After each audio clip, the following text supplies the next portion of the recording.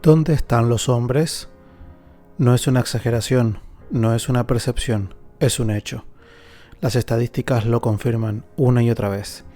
Las iglesias evangélicas, pentecostales e incluso reformadas están llenas, pero no de hombres bíblicos. Están pobladas por mujeres, por niños y por hombres pasivos.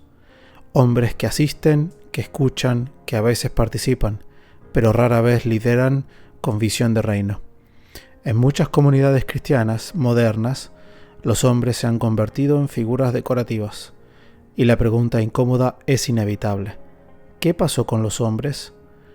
Muchos culpan a factores externos. Se acusa al feminismo, al marxismo, a las ideologías de género, se señala a la izquierda política, a los conservadores, a la ONU, a los medios. Y sí, todas esas fuerzas existen y han hecho daño. Pero el problema no empezó afuera, empezó adentro, dentro de la iglesia. Rousas John Rushdoony, uno de los pensadores más influyentes del cristianismo reconstruccionista del siglo XX, lo dijo con claridad. Una iglesia que abandona la ley de Dios y su aplicación en todas las áreas de la vida es una iglesia que pierde autoridad, misión y hombres.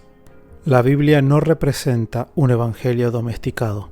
No llama al hombre a una experiencia sentimental. Lo llama a gobernar, a dominar la tierra bajo el señorío de Cristo. Lo llama a hacer justicia, a establecer orden, a construir cultura, a ser sacerdote, rey y juez. Pero la Iglesia moderna ha sustituido el mandato cultural por programas, emociones y un mensaje terapéutico. Ha reemplazado el reino por el culto dominical. Rushdoony lo denunció desde los años 60, cuando la Iglesia renuncia a su tarea de discipular las naciones, deja un vacío que otras ideologías llenan, y cuando elimina la ley de Dios como norma de justicia, convierte al cristianismo en una experiencia personal sin impacto estructural en el mundo real. En ese entorno, los hombres pierden su lugar, porque donde no hay misión, no hay propósito, y donde no hay propósito, el hombre se debilita. La ausencia de hombres en la iglesia no es la raíz, es el síntoma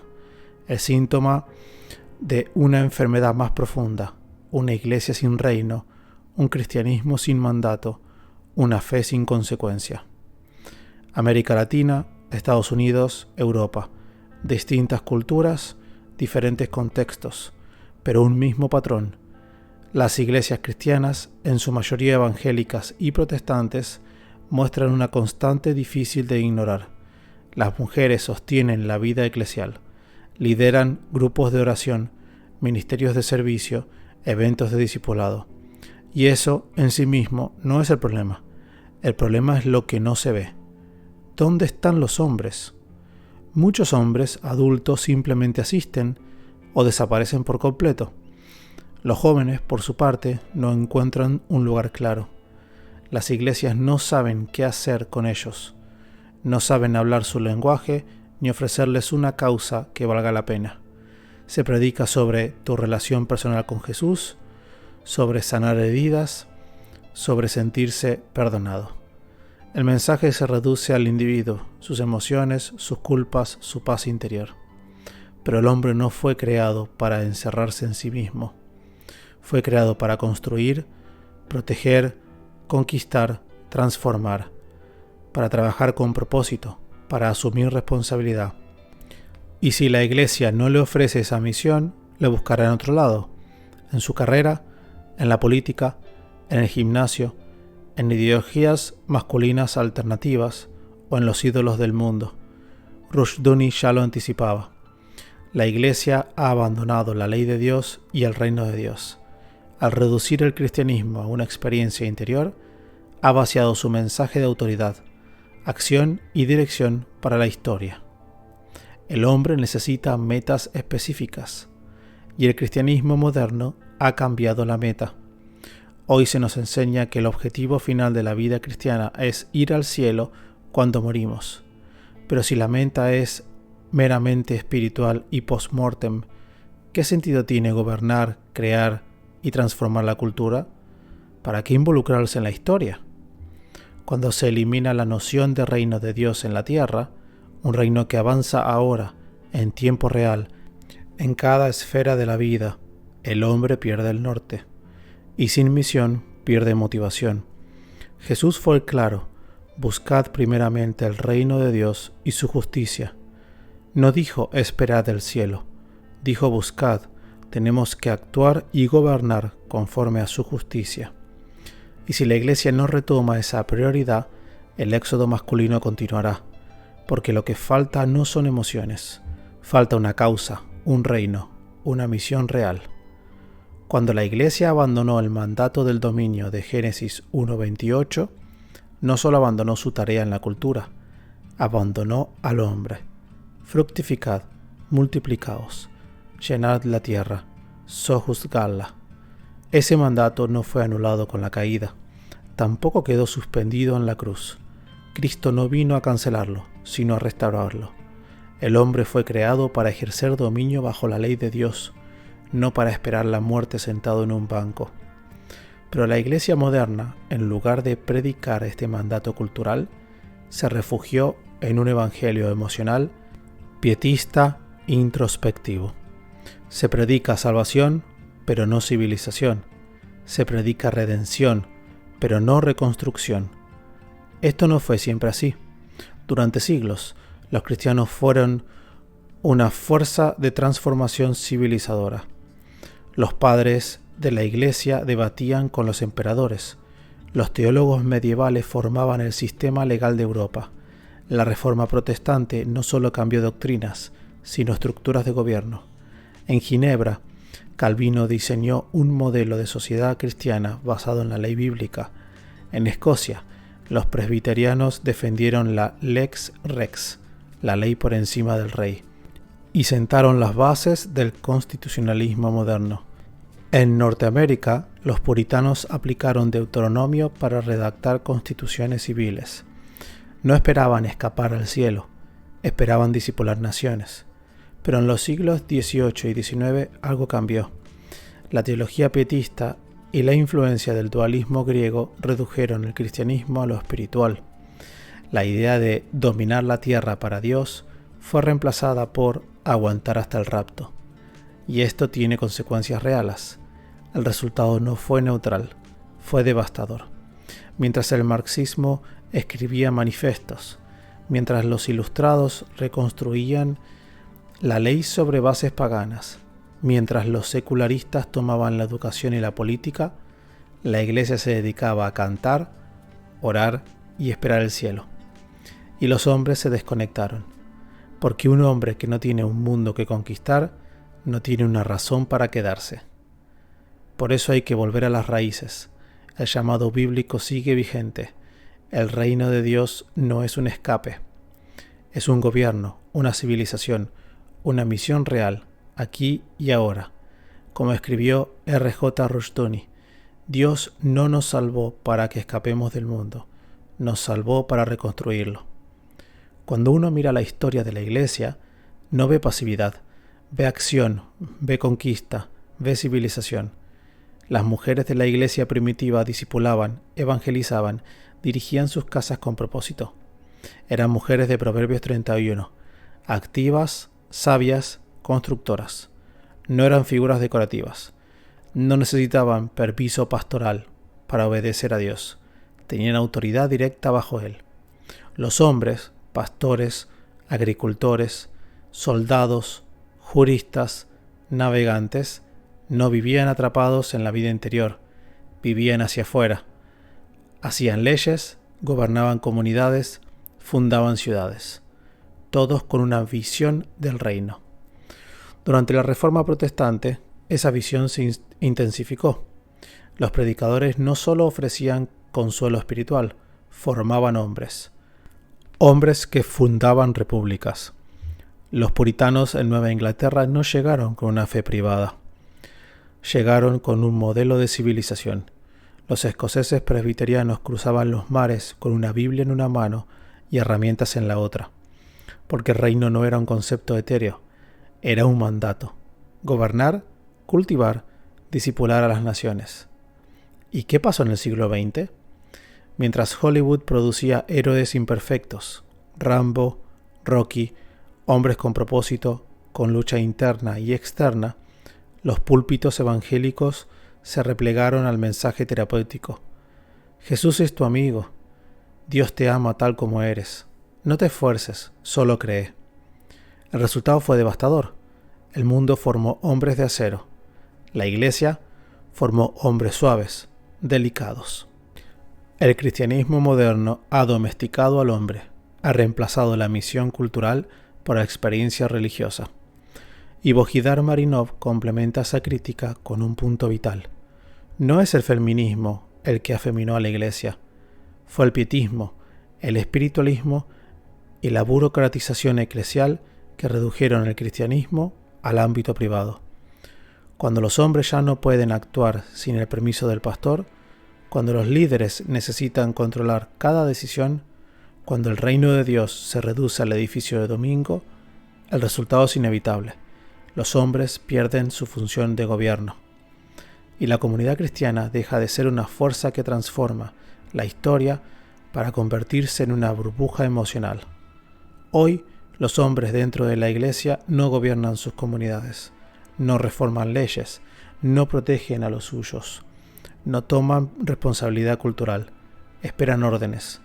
Y en el nombre del orden bíblico, muchos hombres se han vuelto hijos perpetuos. No toman decisiones sin consultar al discipulador. No inician proyectos, no emprenden, no ejercen dominio. Mientras tanto, las mujeres bíblicas, como las de Proverbio 31, han sido caricaturizadas como amas de casa pasivas, cuando en realidad eran empresarias, maestras de sabiduría y gobernantes del hogar. La mujer virtuosa toma decisiones económicas, lidera empresas familiares, distribuye recursos a los pobres y enseña con autoridad que proviene de Dios, no de su marido. Entonces, ¿qué queda cuando el reino desaparece? Cuando se borra el reino, cuando se reprime la autoridad compartida entre hombres y mujeres en el pacto, cuando todo se remite a la vida emocional, la Iglesia pierde a sus hombres y pierde también a sus mujeres fuertes. Solo quedan asistentes, una generación atrapada en la obediencia institucional, sin espada, sin misión y sin visión de futuro. Entonces, ¿quién tiene la culpa? La reconstrucción cristiana es clara. La culpa no es externa. La culpa es nuestra. La Iglesia abandonó sus fundamentos. Abandonó el mandato cultural, sojuzgar la tierra. Abandonó la ley de Dios como norma para la vida pública. Abandonó el reino de Dios como proyecto histórico. Abandonó la convicción de que el cristianismo debía reformar la civilización. Y en su lugar abrazó una teología de escapismo. Este mundo está perdido. No hay nada que hacer. Solo espera el rapto o el cielo. Esta forma de pensar ha tenido consecuencias muy concretas. ¿Con qué autoridad hablamos hoy de liderazgo masculino si le dijimos al hombre que su única misión es orar y ser buena persona? Aquí entra otro problema. Cuando la Iglesia dejó de predicar dominio y reino, ocupó ese espacio con control institucional. La misión dejó de ser expandir el gobierno de Cristo sobre las naciones y pasó a ser preservar la estructura eclesiástica. Rushdoony lo explicó así: cuando se considera que la Iglesia es la gobernante sobre la vida de las personas, la madurez del cristiano individual se vuelve irrelevante. Sus dones, su llamado y su productividad no importan. Lo único que importa es su utilidad para la institución. Todo lo que el hombre produce, sus ideas, su dinero, su tiempo, ya no se orientan al reino de Dios. Se canaliza a sostener una burocracia religiosa. El edificio, el programa, el sistema. Incluso si esa institución no hace nada para reformar la cultura, ni educa, ni gobierna, ni transforma. Solo mantiene su existencia ceremonial y los diezmos. No se olviden de los diezmos.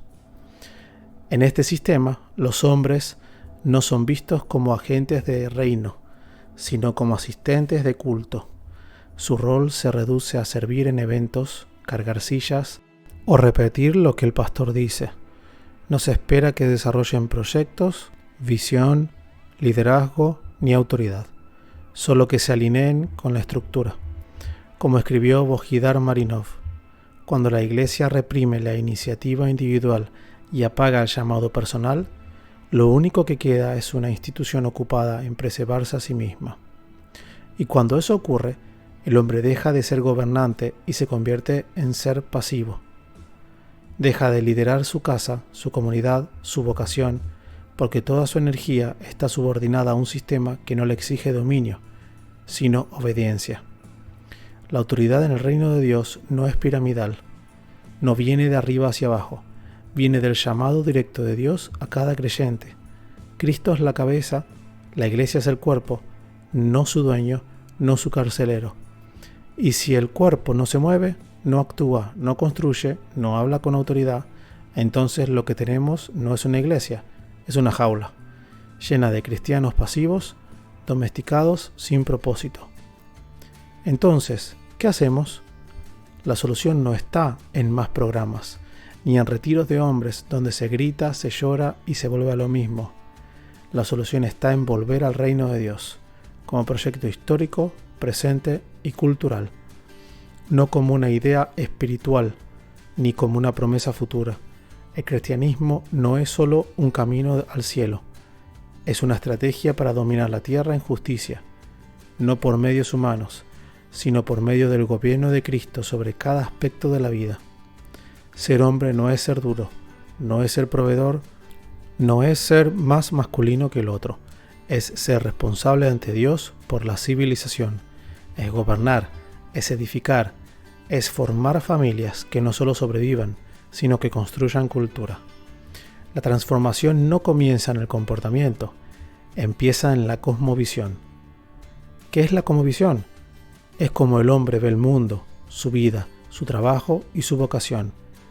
Como escribe Darrell Miller, cuando el mandato de multiplicarse y llenar la tierra se limita a un marco materialista, solo significa más bocas que alimentar. Pero el modelo bíblico entiende que los seres humanos reflejan la imagen de Dios, tienen mentes y corazones que pueden innovar y crear. Llenar la tierra no significa solo multiplicar el número de personas, sino aumentar la cantidad de imagen divina que avanza y cultiva la tierra para producir hermosura y abundancia. Esto es clave. El hombre no fue creado para simplemente existir dentro del mundo. Fue creado para modelarlo. Y eso es cultura. Implica toda la vida, trabajo, pensamiento, creatividad, orden, belleza. Implica gobernar, no como control, sino como administración bajo la ley de Dios. Eso incluye la educación, la economía, el arte, la justicia, la tecnología, la familia, el lenguaje. Todo puede y debe ser reformado a la verdad. No estamos hablando de volver a un modelo viejo, estamos hablando de recuperar el propósito original, el mandato inicial, el reino de Dios en la tierra como en el cielo. Stephen Perks, en su libro Discipulando las Naciones, señala que la iglesia no es un edificio, ni una institución religiosa limitada al domingo. Es una comunidad visible del reino de Dios en la tierra. Un pueblo llamado a aplicar la ley de Dios en todas las áreas de la vida. Stephen Perks escribe: la iglesia no existe para sí misma, sino para discipular a las naciones. Y discipular naciones no significa evangelizar individuos. Significa enseñar y aplicar la ley de Dios sobre la educación, la justicia, la familia, el arte, la economía, el lenguaje, el gobierno y más. Una iglesia que no transforma culturas no está cumpliendo su función. Pero atención, el mandato de dominio no significa control, significa responsabilidad, significa mayordomía, significa traer orden, belleza y justicia al mundo real, con tu familia, tu trabajo, tu arte, tu empresa, tu comunidad. Aún no es tarde. Sí, la iglesia ha fallado. Los hombres se han domesticado. La cultura está en manos del enemigo.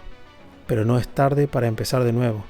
No es tarde para enseñar a nuestros hijos a gobernar, para formar hombres con vocación y propósito, para reconstruir familias con visión multigeneracional, para recuperar la ley de Dios como norma para la vida, para dejar de sobrevivir y empezar a construir.